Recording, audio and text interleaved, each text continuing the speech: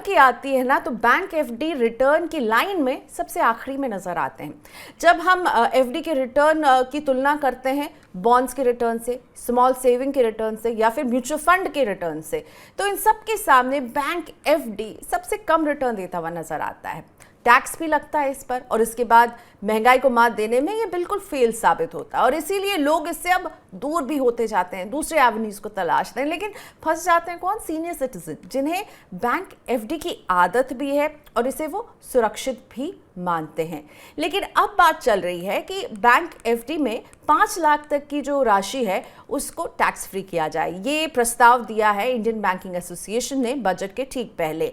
तो क्या इस पर वित्त मंत्री गौर फरमा सकती हैं? क्या ये बदलाव किया जा सकता है? इससे किसे कितना फायदा होगा? आज इसी पर हम बात करने वाले। मेरे साथ जुड़ रहे हैं पर्सनल फाइनेंस के expert, SEBI registered investment adviser Jitendra Solanki ji. Thank you so much Jitendra ji, आज आपने वक्त निकाला। सबसे पहले तो ये एकदम हॉट न्यूज़ है कि टैक्स फ्री होगी 5 लाख रुपए तक की बैंक एफडी।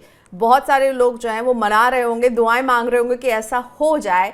आपको ये मांग कितनी जायज़ लग रही है? इस पर सरकार गौर करेगी? हो सकता है ये अच्छी खबर मिल सकती है इस बजट में? देखिए, टैक्स फ्री बजट से पहले अगर सुनने को मिल जाए तो इससे बढ़िया न्यूज़ कोई नहीं हो सकती किसी भी निवेशक के लिए।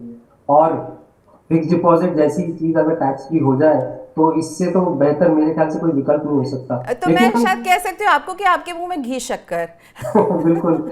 लेकिन हम इस चीज को समझते हैं कि आखिर आरबीआई डिमांड कर क्यों रहा है। तो इसका जो मेन मुद्दा है वो क्रेडिट ग्रोथ और डिपॉजिट ग्रोथ को लेकर है। जो क्रेडिट ग्रोथ में ये अनुमान लगाया जा रहा था कि अगर इंटरेस्ट रेट राइज होते हैं तो वो थोड़ा कम हो जाएगा, लेकिन क्रेडिट डिमांड जो बढ़ी है और 17% के अराउंड क्रेडिट डिमांड है, लेकिन डिपॉजिट जो ग्रोथ है वो 9% ही बढ़ा है। और ये मिसमैच खासकर इसलिए आया है कि फिक्स डिपॉजिट हालांकि एक अच्छा इन्वेस्टमेंट इंस्ट्रूमेंट होता है, लेकिन टैक्स एफिशिएंसी में दूसरे प्रोडक्ट्स म्यूचुअल फंड के बदले मार खा जाता है। और इसीलिए शायद निवेशक, खासकर वो जो हायर टैक्स ब्रैकेट में आते हैं, वो म्यूचुअल फंड की तरफ खींचे चले जाते हैं। और यही कारण है कि इस क्रेडिट डिमांड को देखते हुए, क्योंकि फंड्स की जरूरत है बैंकों को, उसको देखते हुए ये टैक्स भी 5 लाख तक का डिपॉजिट टैक्स फ्री किया जाए, ये डिमांड कर रहा है आईबीए। लेकिन वित्त मंत्री, अब अगर हम मौजूदा सिचुएशन को देखें तो ऑलरेडी सीनियर सिटीजन स्कीम और 5 साल की जो टैक्स सेविंग एफडी है वो ऑलरेडी बैंकों के पास है। तो वित्त मंत्री पहले ये देखेंगे कि क्या बैंक इंटरेस्ट रेट नहीं बढ़ा सकते। जो फिक्स डिपॉजिट है, जिस हिसाब से इंटरेस्ट रेट बढ़े हैं, जो लोन रेट्स अगर बढ़े हैं, तो क्या फिक्स डिपॉजिट रेट्स नहीं बढ़ाए जा सकते। उसके बाद ही वित्त मंत्री जो है कोई निर्णय लेंगे। लेकिन मुझे थोड़ा मुश्किल लगता है, क्योंकि अगर 5 साल की 5 लाख तक डिपॉजिट टैक्स भी कर दिया तो एक तो सरकार को वो टैक्स वो करना पड़ेगा, दूसरा क्या निवेशक इसमें, वही निवेशक इसमें इन्वेस्ट करेंगे, या एक तरह से टैक्स अवॉइडेंस टूल भी बन सकता है। तो ये सब दिक्कतें हैं। तो मुझे थोड़ा मुश्किल लगता है कि इस बजट में 5 साल की 5 लाख तक का डिपॉजिट टैक्स भी हो जाएगा। मेरी राय में कहीं ना कहीं बैंकों को थोड़ा इंटरेस्ट रेट बढ़ाने की जरूरत है अगर उनको दूसरे प्रोडक्ट के साथ मैच करना है। तो बैंक चाह रहे हैं कि उन्हें थोड़ा और क्रेडिट मिले, पैसे उनके पास और आए, डिस्पोजल उनके पास इनकम ज़्यादा आए ताकि वो लोन दे सके, और इसीलिए वो चाहते हैं कि ये हो जाएगा तो शायद लोग वापस आएंगे। लेकिन ये क्लियरली ये भी दिखा रहा है जितेंद्र जी कि एफडी की चमक फीकी पड़ गई है, क्योंकि अब निवेशकों के पास बहुत सारे ऑप्शन है। बैंक एफडी कई फ्रंट पर मात खा जाता है। आपकी बात सही है। बैंक फिक्स डिपॉजिट जो सबसे ज्यादा मार खाता है वो है टैक्सेशन।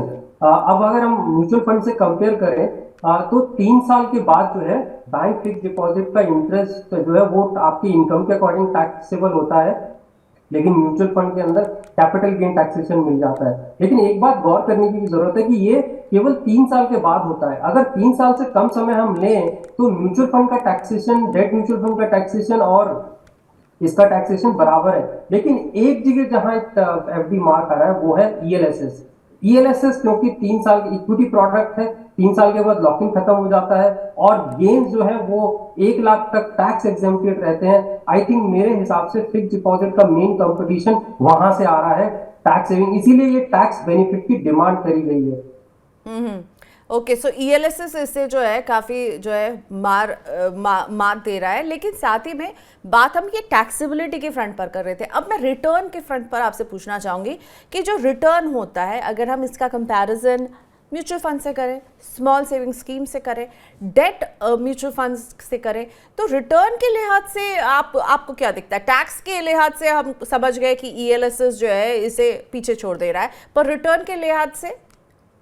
देखिए, रिटर्न के लिहाज से फिक्स डिपॉजिट में ठीक रिटर्न मिल रहा है अगर आप आज के हम समय की बात करें। और अगर मैं म्यूचुअल फंड से कंपेयर करता हूं तो डेट म्यूचुअल फंड में वेरिएबल रहता है। मुझे नहीं लगता कि इतना ज्यादा अट्रैक्शन डेट म्यूचुअल फंड की तरफ आता है अगर किसी को 3 साल या उससे कम के लिए निवेश करना है, क्योंकि टैक्सेशन लगभग बराबर है। और अगर मैं समांतर रिटर्न की बात करूं तो दोनों जो है एक कंपेरेबल इंस्ट्रूमेंट ही रहते हैं। जैसा मैंने कहा कि ये टैक्स सेविंग टूल में ज्यादा जो है कंपटीशन आ रहा है और उसी की वजह से ये डिमांड करी गई है।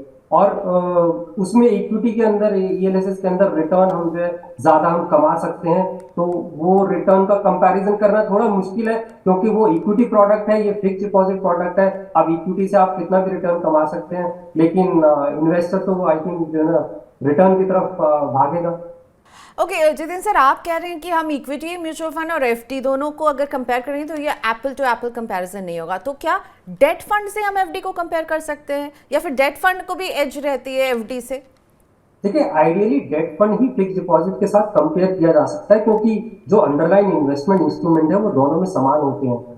इक्विटी एक लॉन्ग टर्म प्रोडक्ट है, बट क्योंकि ईएलएसएस जैसा इंस्ट्रूमेंट है तो इन्वेस्टर उसमें निवेश करता है। और डेट म्यूचुअल फंड की जब हम कंपेयर करते हैं तो 3 साल से अगर कम का होल्डिंग पीरियड है तो डेट म्यूचुअल फंड का टैक्सेशन और एफडी का टैक्सेशन बराबर है। तो अगर मुझे डेट म्यूचुअल फंड ने भी 7% रिटर्न दिया, एफडी ने भी जो 7% रिटर्न दिया, तो लगभग दोनों बराबर ही आपको अर्निंग देंगे। तो इसीलिए मैंने कहा कि जो कंपैरिजन किया जा रहा है वो ये ईएलएसएस स्कीम से बहुत ज्यादा कंपैरिजन किया जा रहा है, क्योंकि वो 3 साल की स्कीम है।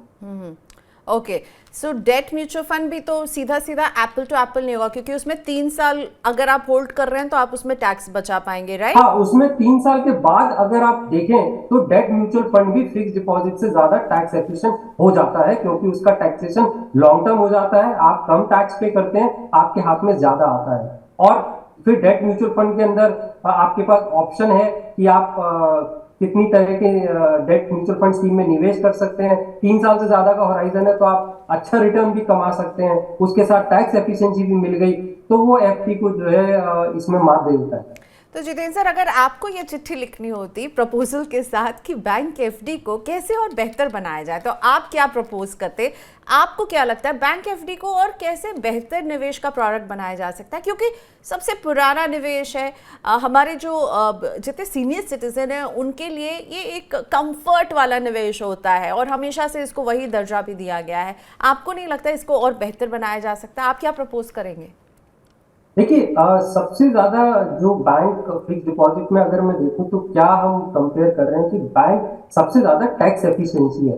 अब टैक्स एफिशिएंसी को मिटाने के लिए क्या कंप्लीटली टैक्स फ्री कर देना चाहिए? मुझे नहीं लगता कंप्लीटली जो है इसके ऊपर जीरो टैक्स हो जाएगा।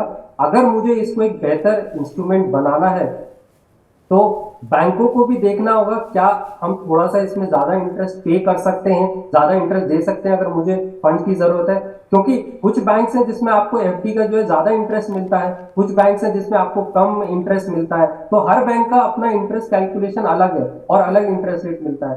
तो जो बैंकों से जो इंटरेस्ट कमाते हैं, जो अर्निंग है, उसको कैसे हम टैक्स एफिशिएंट कर सकते हैं, मेरी राय में इसको हमें ज्यादा देखने की जरूरत है।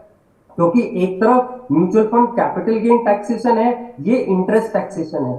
और इंटरेस्ट टैक्सेशन एफडी के अलावा अगर किसी भी इंस्ट्रूमेंट से करेंगे, चाहे वो स्मॉल सेविंग स्कीम हो, तो एक ही तरह से टैक्स होता है। लेकिन अब एनएससी जैसा इंस्ट्रूमेंट हम ले लें, उसके अंदर आपका जो इंटरेस्ट है उसके ऊपर भी आपको एटीसी बेनिफिट मिलता है। तो क्यों ना वो सेम बेनिफिट एफडी इंटरेस्ट के ऊपर भी आ जाए कि आप जो इंटरेस्ट कमाएंगे उस पर भी आपको एटीसी का बेनिफिट मिलेगा।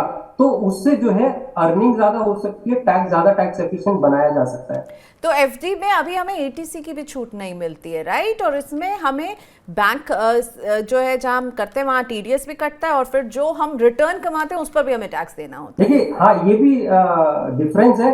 पहला, जैसे एनएससी को लेते हैं तो एनएससी में आप जो इन्वेस्ट करते हैं उस पे 80C का बेनिफिट मिल गया, लेकिन जो आपको इंटरेस्ट अर्निंग हुई है उसको भी आप 80C में काउंट कर सकते हैं। कंपैरिजन टू फिक्स डिपॉजिट, उसमें जो केवल 5 साल की एफडी है केवल उसको ही 80C का बेनिफिट है, और वो भी इन्वेस्टमेंट पर। जो इंटरेस्ट आप कमाएंगे वो आपकी इनकम में ऐड होगा और टैक्सेबल हो जाएगा। तो कहीं ना कहीं हम एनएससी से अगर हम कंपेयर करें तो एनएससी जैसा अगर हम कुछ लेके आते हैं फिक्स डिपॉजिट में, तो मेरी राय में थोड़ा अट्रैक्शन जो है एफडी में किया जा सकता है। बेसिकली इसे और टैक्स एफिशिएंट बनाने की जरूरत है, ताकि लोग जो हैं उसमें निवेश करने के लिए आगे आएं, टैक्स भी बचाएं, निवेश भी करें, रिटर्न भी बेहतर कमाएं।